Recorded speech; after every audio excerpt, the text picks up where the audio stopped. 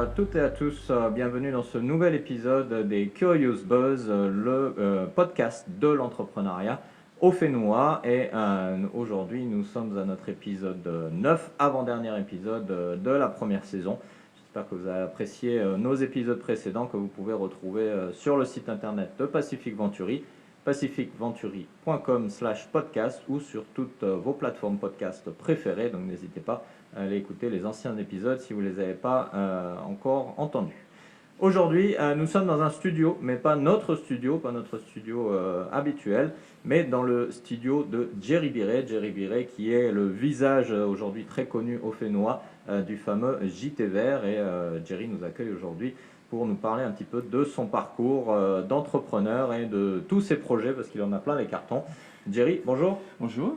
Bienvenue dans cet épisode, même si c'est toi qui nous accueilles. Comment ça va? Ça va très bien, merci de m'accueillir dans cet épisode. Est-ce que pour commencer, pour nos auditeurs qui n'ont pas la vidéo et même pour ceux qui nous regardent en vidéo, est-ce que tu peux nous décrire l'espace dans lequel tu nous accueilles aujourd'hui? Alors c'est notre studio, en fait c'est une maison d'habitation que nous louons. Donc c'est à la fois l'endroit où nous vivons et c'est l'endroit également où l'on travaille. Alors ça a des avantages et des inconvénients. Gros avantage, c'est que le travail est à la maison. Donc voilà, avec la crise sanitaire qu'on a connue récemment, pour nous, ça a été une chance de pouvoir continuer à travailler. Et c'est une vraie chance par rapport à d'autres personnes. Et l'inconvénient, c'est que le travail est toujours là. Et donc on a plutôt tendance à oublier de vivre un petit peu et on travaille beaucoup. C'est un lieu plein d'énergie du coup. Voilà, après c'est un lieu, comment dire, où j'ai vécu, enfin moi j'ai vécu avec la famille qui vivait avant ici, et donc c'est quelque chose qui moi me porte, et donc ça, parce qu'il y a plein de souvenirs familiaux, etc. Donc ça nous permet d'avancer dans nos projets. D'accord, merci. Alors, Jerry, tout le monde au Fénois te connaît maintenant, et ta fameuse moustache qu'on ne voit pas aujourd'hui parce qu'on a le masque, pandémie oblige. Donc le JT Vert est l'émission phare de ton entreprise. Est-ce que justement beaucoup de gens ne savent pas, c'est que le JT Vert derrière, il y a une entreprise, une boîte de production dont tu vas nous parler.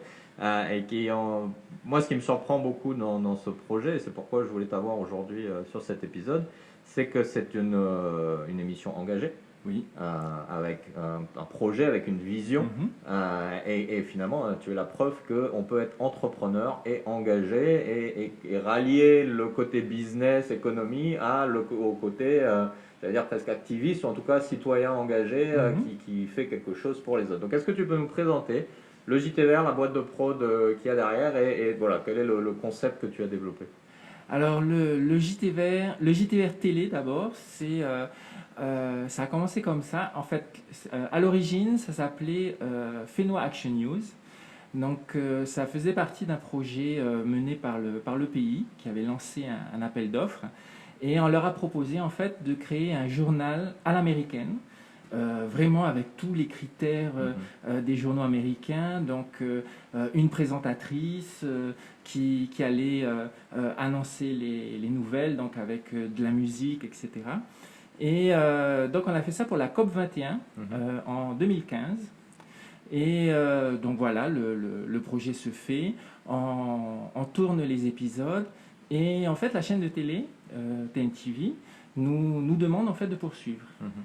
Et comme Fénois Action News ne nous appartient pas, appartient au pays, c'est comme ça que le JTVR est né en fait. Donc à partir de 2016, en fait, le journal, le JT Vert commence, et c'est à partir de là en fait que je commence à présenter le journal avec Solène, qui a commencé, et ensuite qui est parti vers d'autres aventures. D'accord. C'est un journal positif, obligatoirement. On va toujours chercher le verre à moitié rempli en fait. Les projets, même si ça n'avance pas aussi vite qu'on voudrait, ce sont des projets qu'on a envie de montrer en fait. Donc on s'est engagé dans cette logique là. On laisse vrai journal télévisé, on laisse aux médias, entre guillemets, traditionnels, on va dire, le soin de parler de tout, des difficultés que l'on rencontre, de parler de ce qui ne va pas. Nous, on va plutôt parler de ce qu'on considère que ça peut aller, effectivement. D'accord. Donc, on est plus, on est plus parti sur cette logique-là. Après, donc le journal se développant, on a commencé à travailler sur des épisodes radio. Et aujourd'hui, on a aussi des épisodes spécialement faits pour YouTube, en fait. D'accord. Okay. Voilà. Donc voilà l'évolution, en fait, du projet. Et derrière ça, effectivement, il y a toute une équipe, il y a une entreprise qui met en place des moyens pour pouvoir travailler sur ce journal. D'accord, ok. Alors, ça c'est aujourd'hui ce qu'est le JT Vert. Maintenant, est-ce que toi, tu as toujours été engagé sous ce genre de projet, de format, ou est-ce que tu peux nous raconter un petit peu justement ton parcours? Qu'est-ce qui a fait que Jerry Biré est aujourd'hui le visage du JT Vert, cette entreprise engagée positivement pour l'environnement? Alors, moi j'aime bien dire que je ne suis pas le plus grand écolo du monde. C'est quelque chose, c'est un engagement qui a été construit petit à petit parce que j'ai découvert des choses. Moi j'ai travaillé dans une banque, ensuite j'ai travaillé dans d'autres entreprises et voilà, un petit peu comme tout le monde en fait. L'environnement, c'était pas forcément ma priorité. Et un jour en fait on m'appelle et je suis devenu conseiller technique auprès du ministre de l'Environnement. D'accord. Je suis resté 2 ans conseiller technique et c'est comme ça en fait que j'ai découvert l'environnement et de toutes les questions qui tournaient autour du traitement des déchets, de la lutte contre les pollutions, etc. etc. Et donc à partir de là, je me suis dit je dois apporter mes compétences pour traiter ce genre de sujet. Et c'est comme ça que le JT Vert est arrivé. D'accord, mais tu n'as pas de formation média ou dans ce domaine-là en tout cas. Alors non, à la base je suis juriste. D'accord, ils sont partout. Donc moi j'ai fait des études juridiques. Toutes mes études ont été faites ici en Polynésie. Je ne suis jamais parti. Et voilà, et petit à petit, je me suis intéressé à la communication, je me suis intéressé à l'environnement et donc de toutes les questions que nous nous posons aujourd'hui dans le JT Vert. D'accord, c'est la curiosité qui t'a amené à... Ben moi, j'ai eu la chance d'avoir des profs à l'école qui m'ont toujours appris. Alors, je ne le dis pas forcément, mais j'ai fait du latin et du grec à l'école. J'ai passé mon bac en latin. Donc il faut le faire déjà. et en fait, j'avais un prof de latin qui m'expliquait tout au long de ses cours que dans la vie, il ne faut pas être intelligent, il faut être malin. Et il faut être curieux de tout. Donc en fait, on m'a appris d'apprendre tous les jours, d'être curieux, d'aller chercher, de poser des questions. Et c'est ça en fait qui m'anime, qui fait que j'ai envie de découvrir de nouvelles choses tous les jours en fait. D'accord. Donc c'est pour ça que après j'ai découvert la communication, j'ai trouvé ça intéressant, j'ai cherché, je me suis formé tout seul, j'ai posé des questions un petit peu partout, même chose pour l'environnement et c'est comme ça que c'est venu. D'accord. Et est-ce que c'est cette même curiosité ou cette même envie de découvrir de nouvelles choses qui t'a amené vers ce business model qui est de dire on va créer une entreprise active et profitable, ce n'est pas un gros mot, hein, il faut le rappeler, au travers d'un message engagé, d'un message fort pour aider justement la société à évoluer? Oui, moi je dis toujours que l'environnement c'est notre premier trésor, c'est notre première industrie. Sans cet environnement, il n'y aurait pas de feu noir. On ne serait pas là. Et c'est ça qui fait tourner en fait et qui peut faire tourner l'économie. La preuve, c'est qu'on est là.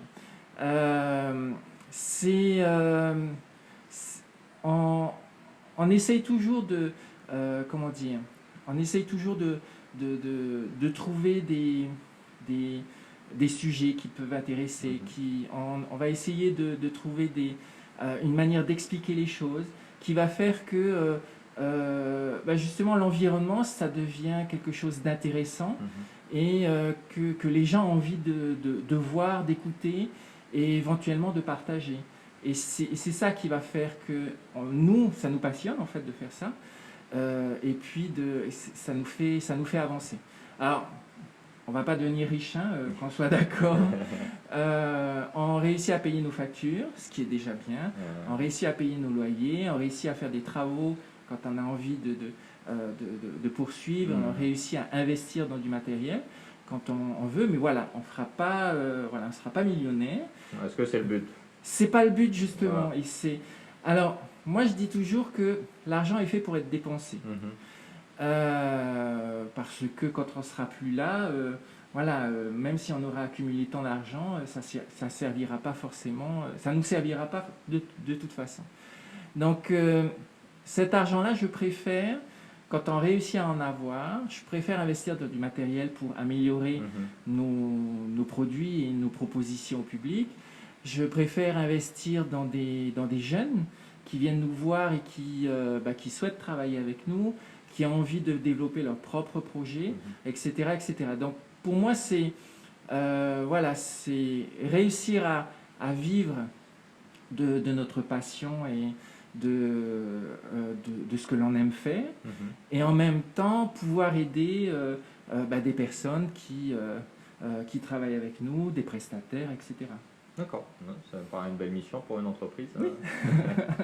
Alors tu disais tout à l'heure que globalement vous avez, bien sûr comme tout le monde, subi la crise actuelle, mais sans trop de casse, j'allais dire. Est-ce que tu peux nous expliquer un peu plus en détail comment justement tu t'es adapté pendant cette pandémie et comment tu penses toujours t'adapter en fonction de l'évolution des choses? Alors on a eu cette chance-là on a cette chance-là de pouvoir travailler tous en télétravail. Alors juste avant le confinement, on avait des interviews enregistrées d'avance et donc pendant le confinement, quand il nous était impossible de nous déplacer, de nous réunir, en fait chacun d'entre nous travaillait à la maison, on s'envoyait les fichiers, on faisait le montage à la maison, on allait le contrôler après derrière, ensuite on le transmettait à nos diffuseurs.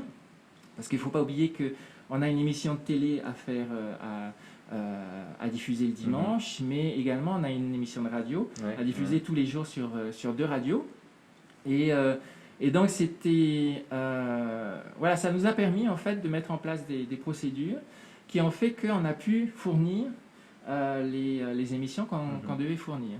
Donc et c'est pour ça par exemple si vous écoutez le JTV Radio tous les jours, en fait la voix a changé parce que c'était moi qui le présentais auparavant. Et après pendant le confinement en fait c'est Nuku Atea qui a pris l'émission parce que c'était beaucoup plus facile pour nous de travailler de cette façon-là. Alors j'explique rapidement comment ça se passait. C'est qu'auparavant, on enregistrait ici ma voix, donc j'écris les textes, j'enregistre ma voix. Ensuite, Nuku Atea prend les fichiers, fait le montage, rajoute la musique et ensuite on envoie à la radio. Et pendant le confinement, c'est un petit peu difficile de faire tout ce processus. Donc moi, ce que je fais désormais, c'est que j'écris le texte. J'envoie à Nuku Atea, je lui ai proposé de poser sa voix. Donc c'est ce qu'il a fait. Il monte, ensuite on envoie le tout à la radio. Et le circuit est beaucoup plus simple. D'accord. Juste être adaptatif pour s'adapter au contexte. Il faut s'adapter au contexte, il faut être imaginatif. Il faut savoir déléguer. C'est vrai que quand on a l'habitude, on prend un petit peu la grosse tête en disant c'est moi le présentateur et c'est puis ma voix. voilà. Et on m'a fait la remarque d'ailleurs, on m'a dit que c'est bizarre, la voix a changé, c'est plus la même et tout. Mais c'est la même émission, donc voilà, il faut s'adapter au contexte qui nous arrive. D'accord, ça marche. Et nous sommes de retour, toujours avec Jerry Biret dans les studios du JT Vert. Jerry, ça va toujours? Ça va toujours très bien, merci. Ok, on va passer à des questions un petit peu plus personnelles maintenant. On va s'intéresser à ton parcours d'entrepreneur parce que l'objectif de ce podcast, c'est aussi de montrer qu'est-ce qu'il en coûte ou en tout cas qu'est-ce qu'il faut pour devenir entrepreneur. C'est pas un parcours difficile, mais c'est un parcours qui a ses challenges. Et le but, c'est de grandir au travers de l'expérience de gens comme toi qui nous apportent leur sagesse. Alors, première question. Dans ce parcours que tu as eu depuis plusieurs années, quelle a été la meilleure leçon que tu as apprise et quelle a été la pire leçon? La meilleure leçon et la pire. Très bonne question. Très bonne question. Je me suis jamais posé la question en fait de cette façon-là. La meilleure, je dirais, la meilleure, c'est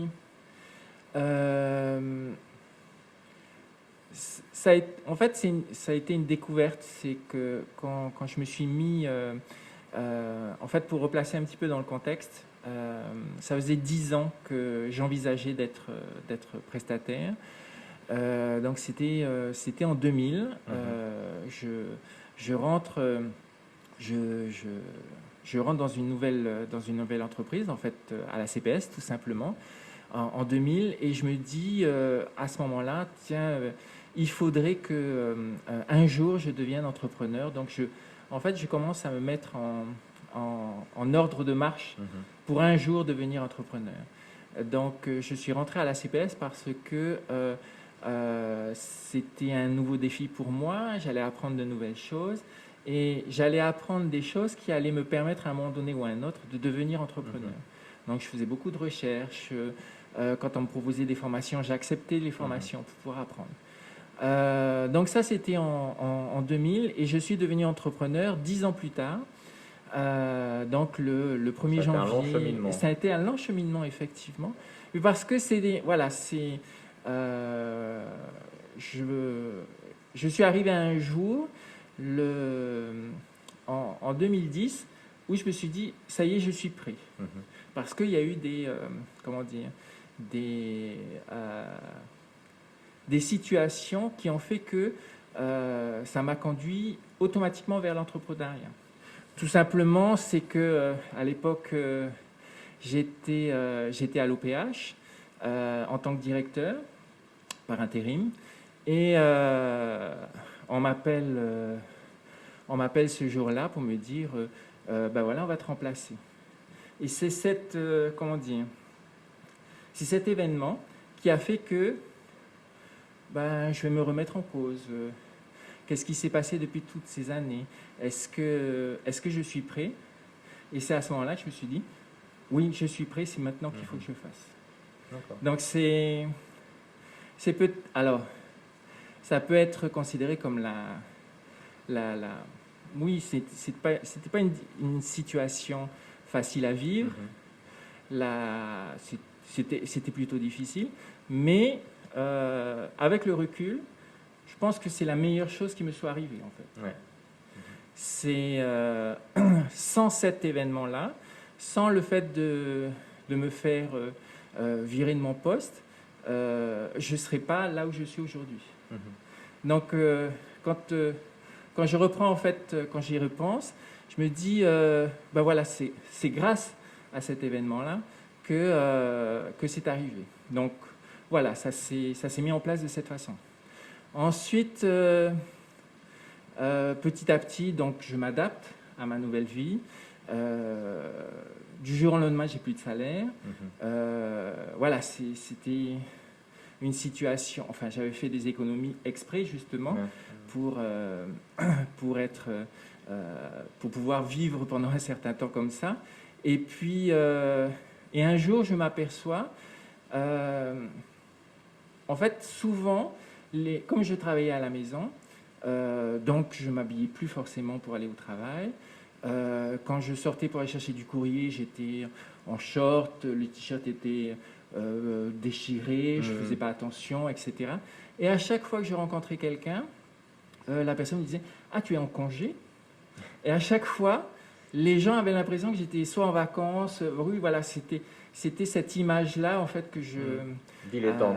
Voilà, que je donnais à tous ces gens-là. Et du coup, je me suis dit, mais il y a peut-être quelque chose qu'il faut que j'apprenne, et que en tant qu'entrepreneur, en fait, on est tout le temps en démonstration, on est tout le temps en représentation devant ses éventuels clients. Et c'est à partir de ce moment-là que j'ai appris, alors à mes dépens, parce que du coup, voilà, c'était pas forcément, voilà, moi je trouvais ça sympa d'être en short, etc. Donc maintenant, dès que je vais sortir de chez moi, je serai en pantalon, je serai habillé, apprêté à recevoir et à me représenter vis-à-vis des personnes. Et encore pire maintenant que je passe à la télé, puisque voilà, les gens me reconnaissent et ils ont une image qu'ils ont envie de retrouver dans la vie, en fait. Donc voilà, c'est deux choses en fait que j'ai apprises. La première, c'est que je me préparais à être entrepreneur, et un événement a fait que je m'y attendais pas, hein, mais cet événement-là a fait que ça y est, je suis prêt, c'est maintenant, il faut que je le fasse. Et je me suis lancé à ce moment-là. Et c'est un lancement sans filet où il n'y a pas de retour possible. Pendant cette période-là, ma maman, par exemple, a pleuré toutes les larmes de son corps. On a tous vécu ça. Voilà. Et tous ceux qui ont quitté leur travail pour devenir entrepreneurs, voilà, ils ont tous vécu cette expérience-là. Et la deuxième chose, c'est cette représentation permanente. Alors parfois ça pèse, parce qu'on a envie d'être cool, on a envie d'être soi-même et de pas faire attention. Sauf que la société dans laquelle nous vivons, c'est une société d'image, c'est une société de communication, et donc on a cette obligation-là d'être en représentation. Sinon on ne nous fera pas confiance. Donc ça, je pense que c'est extrêmement important. Et quand après, j'ai travaillé par exemple avec des demandeurs d'emploi dans des quartiers prioritaires, et je leur expliquais en fait que eux-mêmes sont en représentation permanente, et que chaque personne dans notre société est obligée de porter un masque pour dire voilà ce que je communique maintenant vis-à-vis de peut-être mon futur employeur, peut-être mes futurs clients si je suis entrepreneur, etc., etc. Et tout le monde, malheureusement, doit porter ce masque. Ouais, c'est assez intéressant parce qu'effectivement, quand je parle de leadership avec mes clients dans d'autres contextes, une des choses que je dis souvent, c'est qu'on est toujours sur scène finalement en tant que leader, et l'entrepreneur n'est rien d'autre qu'un leader. Et même quand on a l'impression qu'on ne nous regarde pas, finalement on est quand même observé. Effectivement, comme tu le dis, on peut très bien croiser notre prochain client au magasin. Exactement. Et du coup, il aura cette image, cette première impression qu'il a eue. C'est intéressant. Est-ce que c'est du coup le secret ou l'origine de ta fameuse barbe et moustache Non, c'est que voilà, c'est un look que j'avais envie de faire. Je suis assez, en fait, je suis assez indépendant par rapport à ça. C'est-à-dire, je ne vais pas forcément suivre la mode. Je vais pas essayer d'acheter les dernières fringues à la mode avec une marque connue, etc. Il faut que je sois là. Par contre, je suis intransigeant là-dessus. C'est qu'il faut que je sois bien. J'ai pas l'impression d'être déguisé, ou voilà, je suis pas à l'aise en fait dans ce que je vais porter. Donc pendant très très longtemps, ça a été t-shirt, jean, même si j'avais dépassé un petit peu l'âge de porter des jeans et des t-shirts. Et puis après, petit à petit, ça s'est transformé. Maintenant, je suis plus avec un pantalon à pince et une chemise, par exemple. Donc voilà, c'est une évolution qui fait, enfin, moi, me concerne personnellement, en fait. Et ça reste toi-même à chaque fois. Voilà, ça reste moi-même à chaque fois. Et le look de la barbe et la moustache, en fait, c'est venu petit à petit. Euh, alors, il faut savoir que quand on passe à la télé, on est maquillé et coiffé. Ouais, ouais. Donc voilà, on nous chouchoute, etc. Et c'est parti en fait d'une blague où avec le coiffeur, tiens, on va faire ce look, on va essayer autre chose, etc. Et petit à petit, en fait, les cheveux ont poussé. Petit à petit, la barbe a poussé également. Et c'est comme ça que le look est arrivé. Juste une petite anecdote. Je suis allé en Turquie il y a 2 ans.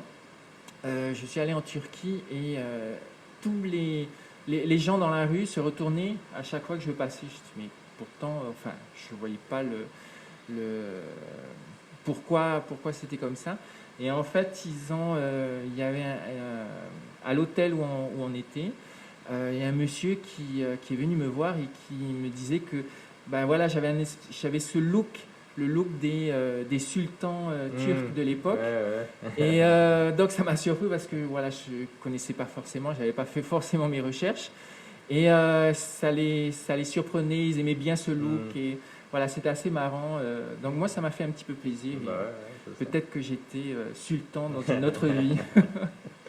Alors, je reviens, j'allais dire plus sérieusement maintenant, parce que c'est un point important quand même, mais à ce moment clé qui t'a fait faire ce changement, tu dis que tu t'es préparé pendant 10 ans, puis finalement, un événement imprévu et pas forcément facile à vivre est arrivé. Est-ce que tu penses que justement, c'est peut-être ta capacité à interpréter la réalité et les événements de la vie comme des opportunités qui t'a aidé justement à un moment de te dire c'est là qu'il faut que je le fasse, ou est-ce que tu penses que c'est lié à autre chose? Est-ce que tu peux peut-être nous éclairer là-dessus? Ah oui, clairement. En fait, moi, j'ai une vision de la vie, un petit peu comme ce que je disais tout à l'heure pour le JT Vert.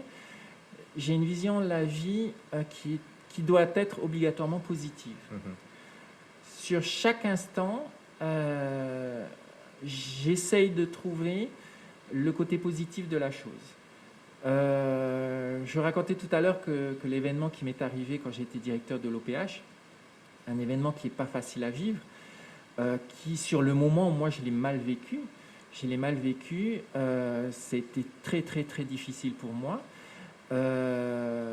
Mais voilà, après avec le recul, je vais me poser, je vais attendre un petit peu, je vais réfléchir sur ce qui est en train de se passer.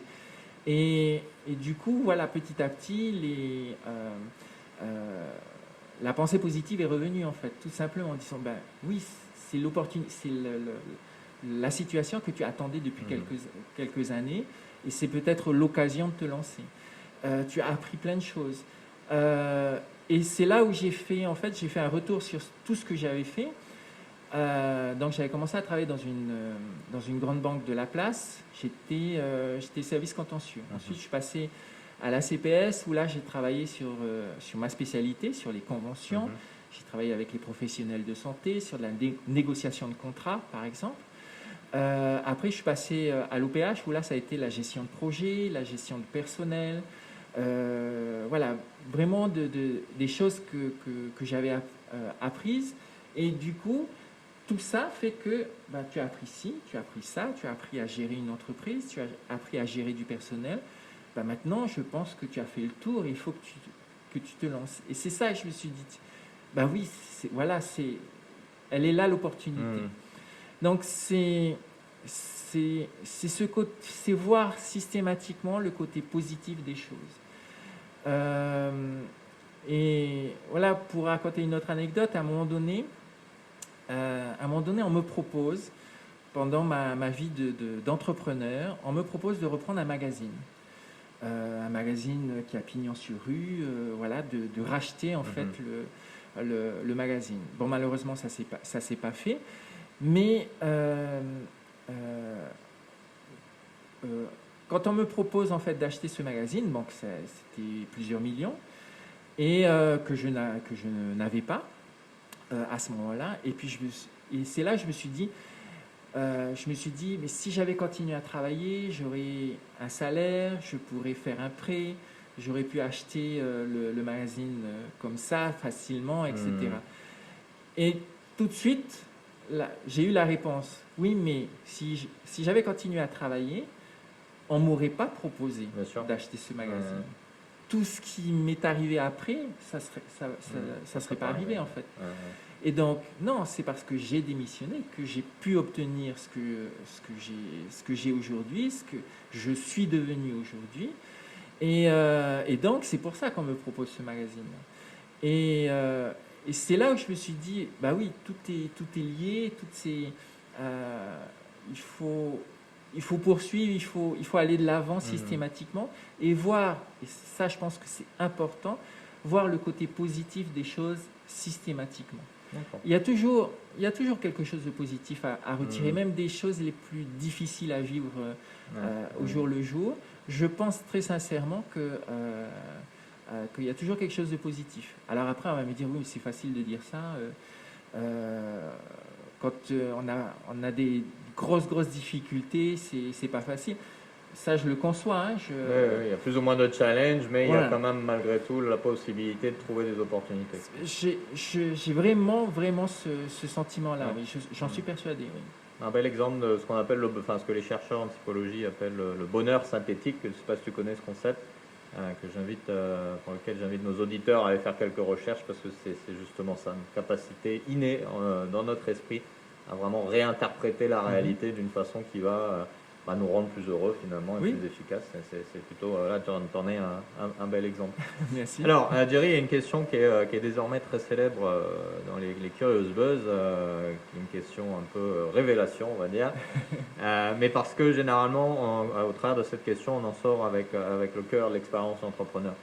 Est-ce qu'il y a quelque chose, un événement, une situation ou une pensée que tu as eue dans ta vie d'entrepreneur euh, donc, pas question de ne pas être fier, mais en tout cas, voilà, quelque chose dont tu n'as jamais vraiment osé parler à d'autres personnes et que tu pourrais partager avec nos auditeurs aujourd'hui. Quelque chose qui t'est arrivé dans ton parcours que tu n'as jamais osé, dont tu n'as jamais osé parler et que tu pourrais nous révéler aujourd'hui. Fou, c'est une, C'est la question dure. c'est une question effectivement extrêmement difficile. Euh, Parce que malgré tout, voilà, malgré le fait que je passe à la télé ou je sois entre guillemets une personnalité Mhm. publique, je reste un très grand timide et il y a beaucoup de choses dont, on ne, euh, dont je ne vais pas forcément parler. Euh, il y a peut-être une chose sur laquelle que je pourrais aborder, c'est euh, j'en parle pas forcément beaucoup, c'est d'où je viens en fait, Mhm. d'où je viens. Alors c'est vrai que quand on va me voir à la télé avec voilà apprêté en représentation, c'est un présentateur télé, donc voilà il y a cette image là Mhm. entre guillemets de bonheur Mhm. et de prospérité, alors que c'est pas forcément le cas. Et ce qu'il faut savoir, c'est que moi, j'ai vécu quand je suis né en Nouvelle-Calédonie et quand je suis revenu, enfin, quand je suis arrivé en Polynésie avec ma maman, donc on a eu quelques difficultés. Et donc, du coup, j'ai été en pension. Mhm. Donc, j'ai été, voilà, parce que je devais aller à l'école, que l'école n'était pas pétée et ma maman habitait Paea, donc il fallait que j'aille en pension. Donc ça a été un déchirement pour moi de quitter en fait. J'avais jamais quitté ma maman, Mhm. donc de quitter ma maman pour aller à l'école et poursuivre mes études. Et elle, ça a toujours été les études, les études, les études. Et après, on verra ce qui va se passer. Donc c'est en fait j'ai vécu de la solidarité de la Polynésie. J'ai été boursier. Ma maman vit dans un lotissement social. Donc, alors elle s'est battue pour obtenir Mhm. cette maison, pour pouvoir y loger ses enfants, donc mes frères et sœurs. Donc voilà, Et en fait, elle s'est battue toute sa vie pour nous permettre, nous, ces enfants, de nous développer, de faire ce que l'on a envie de faire aujourd'hui. Donc, voilà, moi, j'ai vécu de cette solidarité-là. Et maintenant que je suis entrepreneur, je pense que l'une de mes missions, c'est de pouvoir redonner à la Polynésie ce qu'elle a pu me donner pendant toutes ces années. C'est souvent, en fait, ce qui va me guider dans mes choix. Quand je vais rencontrer un jeune entrepreneur qui a besoin d'aide, quand je vais rencontrer quelqu'un qui cherche du boulot, par exemple. Alors, je ne peux pas offrir du boulot à tout le monde. Bien sûr. Mais si je peux aider dans la mesure de mes moyens, je vais essayer de le faire, en fait. Je vais tenter d'aider toutes ces personnes-là parce que je me dis que c'est l'occasion pour moi de redonner à la Polynésie ce qu'elle a pu me donner pendant toutes ces années-là. Alors, ça peut passer par... c'est souvent de la formation. Quand on me demande, par exemple, de venir dans des écoles, j'y vais en courant, au contraire, parce que ça me fait plaisir d'y aller, d'échanger. Quand on me demande d'intervenir dans une association, par exemple, oui, avec plaisir, je viendrai, etc., pour partager mon expérience. J'y vais parce que ça fait partie de mes atomes et de ma vie, et il faut que je réussisse à donner, en fait.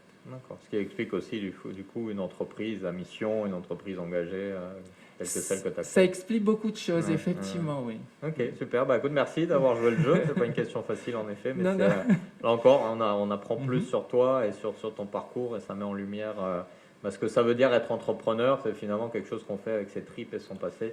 Oui. Qui nous aide vraiment à construire après sur cette base-là. Bah, je pense que l'entrepreneuriat, c'est avant tout une passion.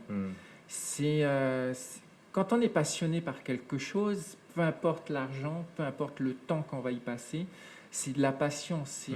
On va vivre passionnément la vie qu'on aura choisie. Et voilà, il n'y a aucune difficulté ne pourra venir à l'encontre de ce que l'on a envie de faire. Et donc, ça devient une mission, ça devient quelque chose qui va au-delà de toutes les considérations financières, économiques que l'on peut avoir dans notre système capitaliste aujourd'hui. C'est pas forcément l'argent qui nous intéresse, mais plutôt payer les factures, ça je le redis, mais c'est surtout pouvoir vivre de sa passion et de pouvoir continuer de poursuivre sur toutes ces voies. Ok, super. Écoute, merci. Et nous sommes de retour pour la dernière partie de cet épisode des Curious Buzz en compagnie de Jerry Viret. Ça va, t'as pris une petite respiration entre-temps, après les questions difficiles. Alors, Jerry, je pense que tu es encore bien mieux placé que beaucoup pour qu'on parle ensemble du futur, mais on va commencer d'abord par parler de ton futur en tant qu'entrepreneur. Comment tu vois l'avenir pour toi et ton entreprise ?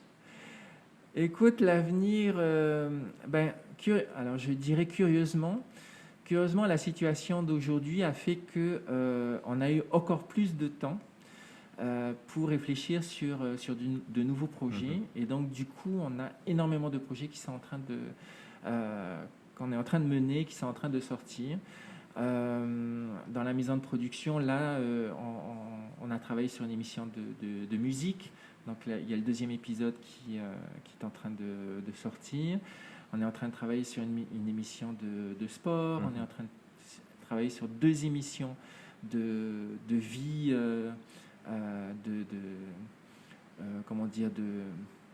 de vie quotidienne, on va dire. Il y a énormément de choses, de projets. En fait, l'avenir, c'est pour ça que je disais curieusement, l'ambiance actuelle quand on regarde les news, c'est que oui, tout va mal, on est quasiment foutu. Et quand on regarde tout ce qui se dit sur l'environnement également, voilà, on n'est pas très très loin. Et contrairement à tout ça, nous, on a envie d'apporter quelque chose d'autre au public. On a envie de partager de nouvelles passions ou des passions tout court parce que c'est des choses que nous, on aime, enfin toute l'équipe aime, mais on a envie de partager tout ça avec le public, effectivement. D'accord. Donc, futur de Jerry et de l'entreprise optimiste. Ah oui, très optimiste. Ok. Alors, je le dis toujours, je suis très positif, donc on sera toujours très optimiste. Très optimiste. On travaille sur YouTube. Donc voilà, on a cette possibilité on n'est pas bloqué par une diffusion, voilà, par des règles de diffusion par exemple. Sur Internet, c'est un petit peu plus facile, un petit peu plus libre. Donc voilà, et ça a on peut toucher une audience mondiale. Donc voilà, ça nous permet aussi de partager avec des gens qui sont à l'extérieur de la Polynésie et non pas forcément rester sur le marché local. Donc voilà, on a vraiment de grosses ambitions et une volonté de présenter des choses que l'on n'a pas encore vues en Polynésie. D'accord, super, c'est chouette, ça Oui. donne envie. On a hâte de voir ça. Alors, le JT Vert est très spécialisé sur l'environnement pour le moment, avant de s'étendre sur d'autres domaines. Du coup, toi qui bosses là-dessus tous les jours, comment tu vois l'avenir de nos îles, l'avenir du monde, au travers de tous les challenges, de toutes les difficultés que l'on peut entendre aux infos, justement, comme tu disais tout à l'heure? Moi, je dirais que j'ai confiance dans les Polynésiens. J'ai confiance dans les Polynésiens dans le sens où, depuis la nuit des temps, on a toujours été résilients. Alors, on a perdu quelques plumes, faut pas se leurrer, c'est difficile de se remettre en cause, mais on a toujours été résilients. Et c'est cette résilience des peuples du Pacifique qui est extrêmement importante et qui, je pense, qui va leur permettre en fait de s'adapter à tout ce qui va arriver. Donc, moi, j'ai confiance dans les peuples polynésiens, puisque si on prend tout l'océan Pacifique. Le JT Vert essaye de faire prendre conscience aux gens, voilà tout ce qui se passe à l'étranger, à travers le monde, voilà l'action de l'homme et quelles sont les conséquences en fait sur l'ensemble de la planète. Donc on n'a pas fait de très belles choses. Mais en même temps, voilà ce qui se fait, voilà tous les projets que l'on est en train de mener, et notamment il y a énormément de projets en Polynésie. Alors il ne faut pas croire qu'on est ce petit grain de sable minuscule sur la planète, mais il y a énormément de projets, il y a des entrepreneurs qui s'installent. La grosse majorité des petites entreprises qui s'installent, ce sont des entreprises à vocation sociale, à vocation environnementale. Quand je dis à vocation environnementale, c'est qu'ils font attention justement aux Fénois. Donc voilà, il y a vraiment cette conscience-là qui est en train de se mettre en place. Et ces entreprises utilisent tous les moyens à leur disposition aujourd'hui pour pouvoir se développer, pour pouvoir communiquer à travers le monde. Et on n'a pas à rougir de ce qui se passe à l'extérieur, parce qu'ici, en Polynésie, il y a énormément de choses qui se font. Et c'est ça qui est intéressant à regarder. Donc voilà, moi, j'ai cette confiance vraiment dans les entrepreneurs, dans la population en général, parce que chacun a cette vision du Fénois, donc c'est chez nous, ça fait partie de notre cœur, ça fait partie de notre âme, et il n'est pas possible de concevoir le Fénois sans la population, il n'est pas possible de concevoir la population polynésienne sans le Fénois. Donc c'est pour ça que je suis relativement positif par rapport à ça.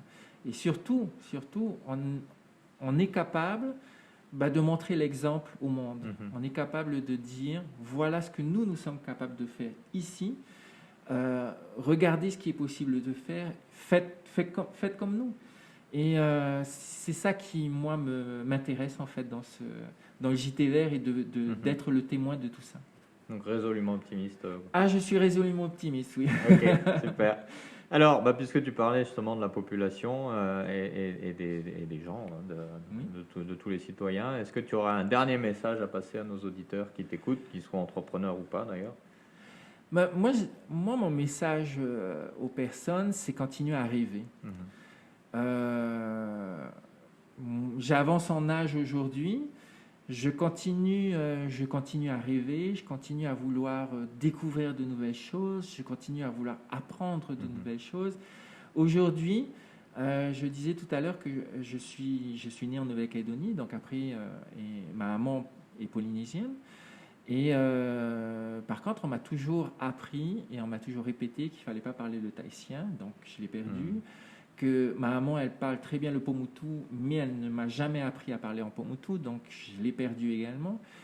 Et ça fait pour moi, c'est un manque en fait par rapport à ce que je suis aujourd'hui. Mais j'ai rencontré des gens en fait qui m'apprennent, qui me font découvrir, et j'apprends encore beaucoup de choses aujourd'hui.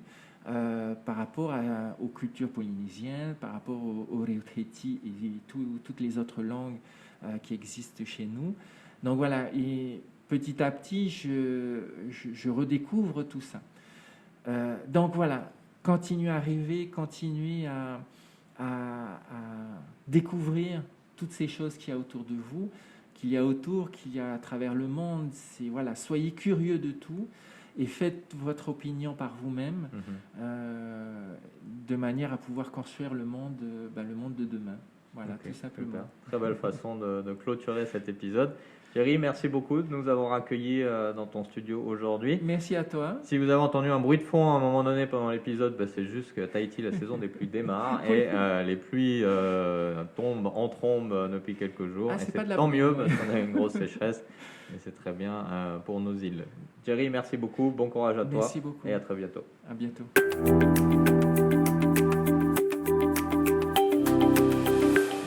Voilà, c'était donc l'épisode 9 des Curious Buzz en compagnie de Jerry Biré du JT Vert.